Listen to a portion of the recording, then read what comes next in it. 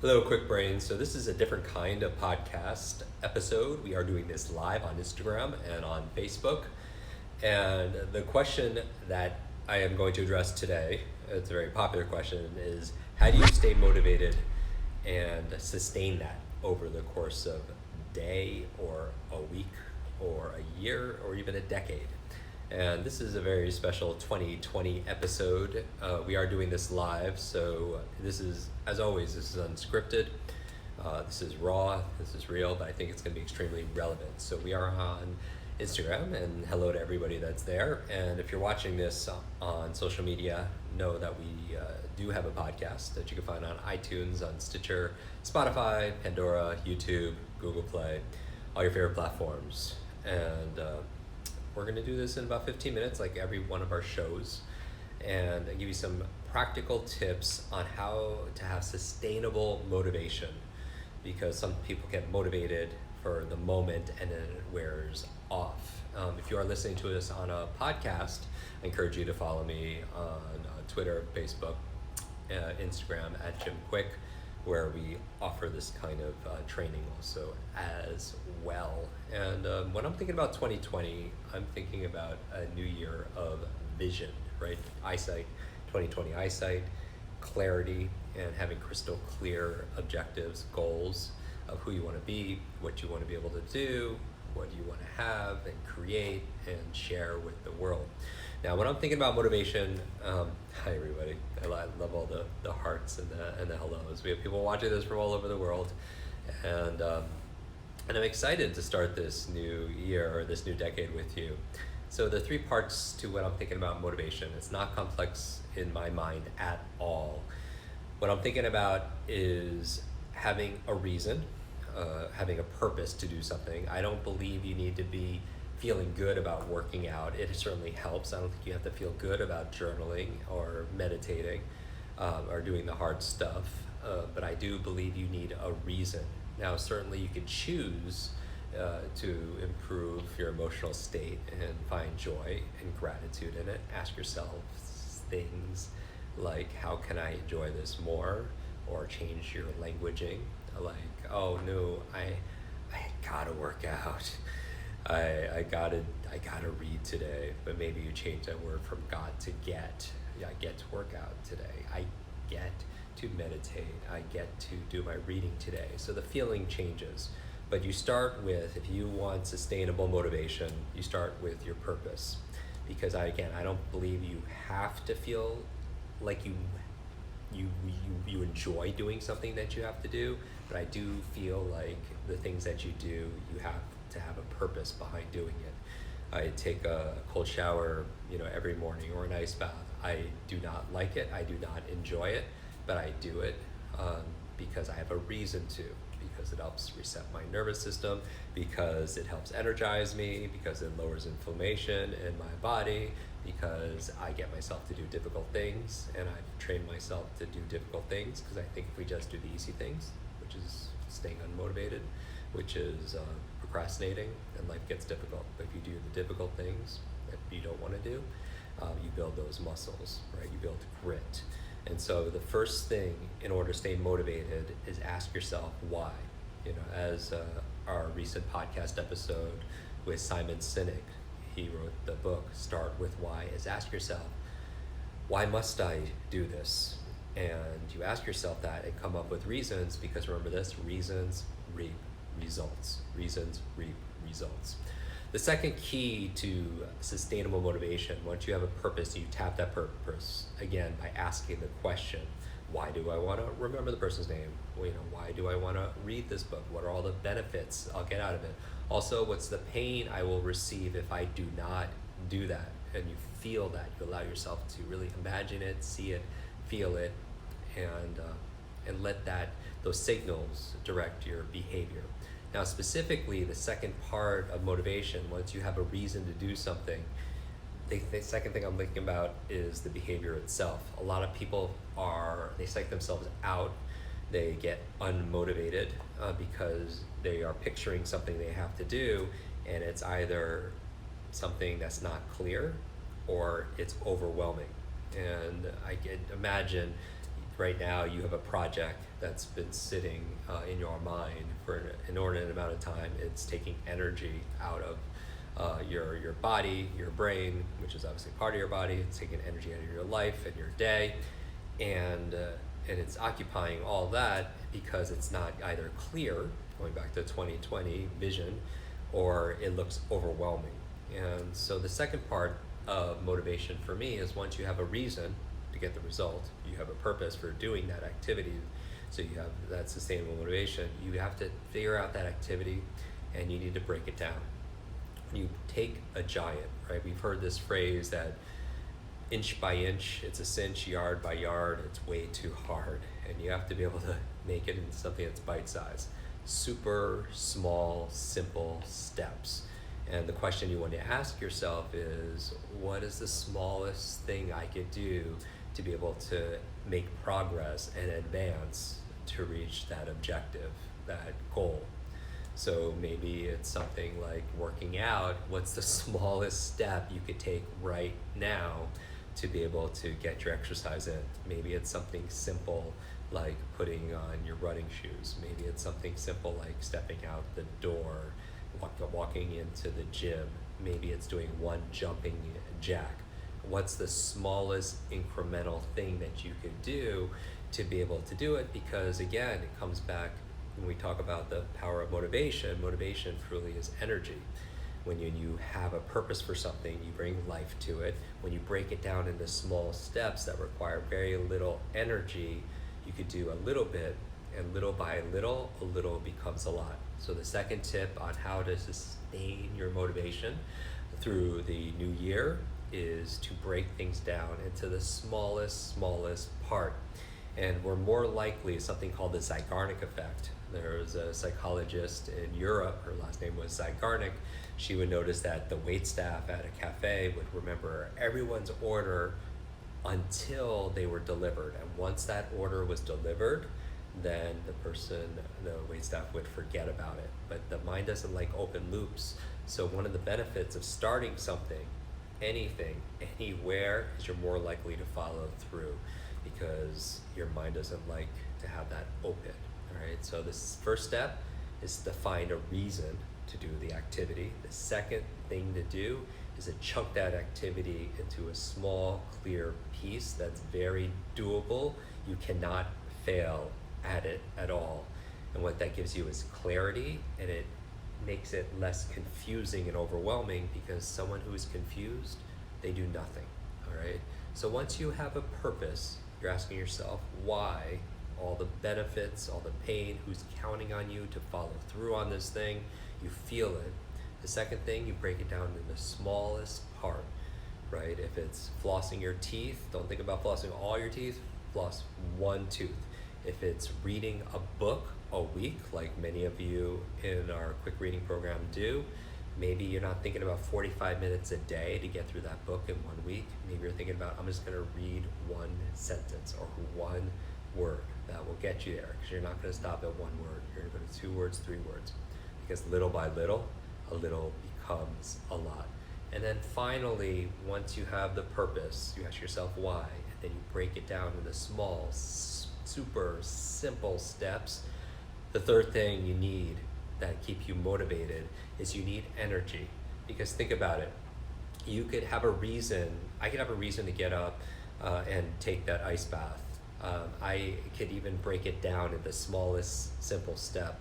But if I am really tired because I didn't sleep, or I'm jet lagged, or I ate a really suboptimal meal, I don't have energy to work out. I don't have the energy to read. I don't have the energy to do the things, to be motivated to do the things I want to do. My motive for taking action, your motivation. So what gives you energy? Well, we talk about this a lot. We talk about mental energy. We talk about the best foods, right? Good brain foods, avocado, blueberries, right? Many of you have memorized this list. Broccoli, olive oil, and so on. Dark chocolate is always one of our favorites, but the foods you eat matter, especially for your gray matter.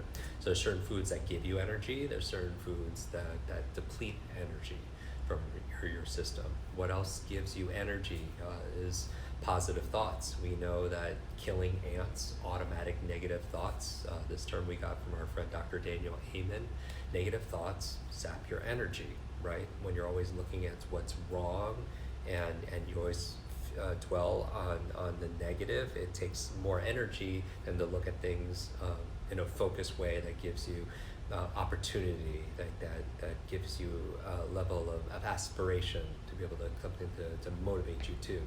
So another thing you can do besides the food you eat and the thoughts that you think, number 3 is physical exercise. We know people who move. Movement gives you energy, right? Because your physiology affects your psychology, so helps you be motivated. Another thing, supplementation. Some people might be lacking certain B vitamins, for example, that could potentially give them some energy because of their diet. Another thing that helps me with my energy levels is the people I spend time with. Do you have a person in your life, maybe a family member or friend, and you classify them as kind of a batteries not included person? And some people come with batteries, but some people are like an energy vampire. They steal your energy. So you could be doing all of this and spend time with somebody that just takes your energy, and it's really hard to be motivated when you lack that energy. That person's kind of siphoning off your energy. Another thing that keep you energized and motivated is just keeping a clean environment. Some people are, again, not motivated because their environment doesn't promote them to have clarity. When you clean your environment, you have clarity of thought, and that clarity leads to clear thinking. And when it's confused and messy, people generally aren't as motivated or as driven. Number 7, for optimizing your energy, so you have energy to be motivated, is sleep, and that's kind of a no-brainer. We know when you sleep is when you recover, you repair, you replenish, and so some people cannot be motivated just because they're tired all the time. So maximize and optimize your sleep. We've done plenty of episodes on that. Number 8 is protect your body, protect your brain from things that could steal your energy. And when I'm thinking about that, I'm thinking about environmental things. I'm thinking about physical trauma. When you get injured, that it takes energy to be able to heal, is to protect yourself. We would also say protecting yourself from episodes we've done about the invisible supervillains in our environment, the quality of light and the quality of air, and so on. And 9 and 10, to boost your energy, is to keep your brain active, because your brain is like a muscle. It operates more like a muscle than it does, obviously it's an organ, but it's use it or lose it. And some people's brain, they're not using it as often as they once did, maybe back in school, or maybe when they were working before they retired, and they maybe metaphorically have flabby mental muscles, and you want to keep mentally fit. So learning new things will allow you to do that. And it's not like you learn new things and it fills up your cup. It's actually like a muscle where the more you learn, the stronger you get, the more you can learn. People think when I do these demonstrations and let's say the mental feats and such, that, oh, wow, I have a lot of stuff in my head. Not the case. It's just you have like more webs, more connections, so you could do more things. And then finally, the last thing I would recommend for your energy to be able to help you have this vitality, so you can have this sustainable motivation, is manage your stress. One of the things that saps our energy, every day or this upcoming decade is stress, anxiety, and so many of us are in this fight or flight mode, where it's like a saber-toothed tiger is attacking us when it's really a paper that's due, or you have to give a presentation.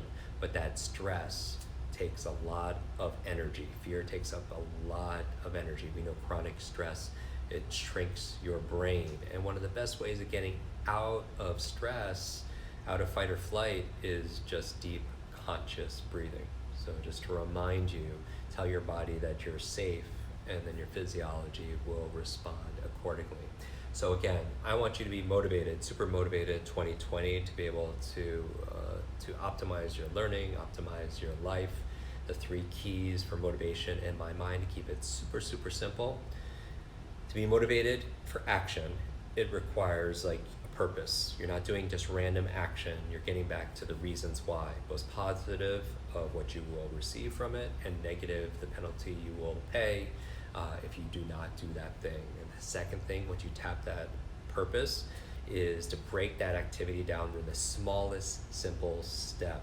Really, people are overthinking things. Thinking is good. Overthinking and wanting to be perfect is not good, because it impedes progress. And so the goal is little by little, a little becomes a lot, but start somewhere, anywhere. That gives you clarity, that makes it so simple because it requires less energy. And then finally, boost your energy.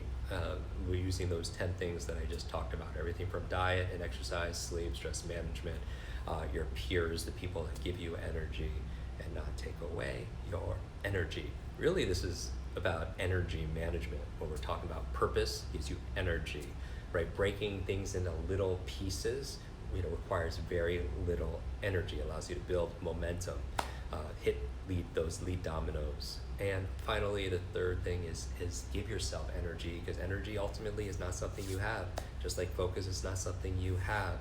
Just like a memory is not something you have. These are all things that you do. So you don't have focus, you do focus. You don't have motivation, you do motivation. And it requires those 3 simple things, all right?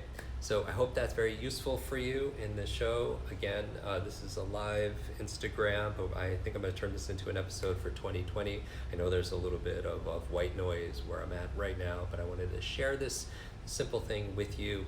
In 2020, I'm very excited because my book comes out in a handful of months. So I'm very, very excited about it. It is like my life's work, everything that I've been for over 2.5 decades. And to stay connected with me, we're also excited to announce a brand new phone number that I created, a dedicated text line where you get direct access to me. I respond right from my phone, and you could text me at this number, ask me your burning questions, or even just say hi. And about once a week, I'll send you an insight that will help you along your journey. And what's the journey? I think we're all on this journey to be able to realize, to be able to reveal our fullest potential.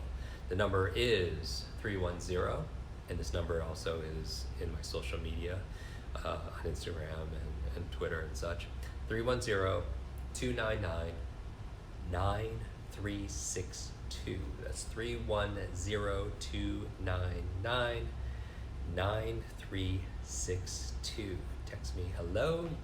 You'll get the first message you get from me is an autoresponder back, just to confirm, and everything else will be from me. So I'll try to reply to a good 5 or 10 a day, and ask me anything. And the certain things I'll actually turn into a podcast, and love to say hello. So I hope you have happy holidays. I'll leave you with this when we're talking about energy and food. Most people are so concerned about the food they eat between Christmas and New Year's, and I really think you need to be those people, be more concerned about the food that you eat between New Year's and Christmas, because food you eat matters, especially for your gray matter. I'll see you in our next episode. Thank you for everybody tuning in on Instagram and Facebook. Make sure you turn on notifications so you get alerted for when we do this again. And I wish your days and this decade be full of lots of life, lots of laughter, lots of love, and always lots of learning. Take care, bye.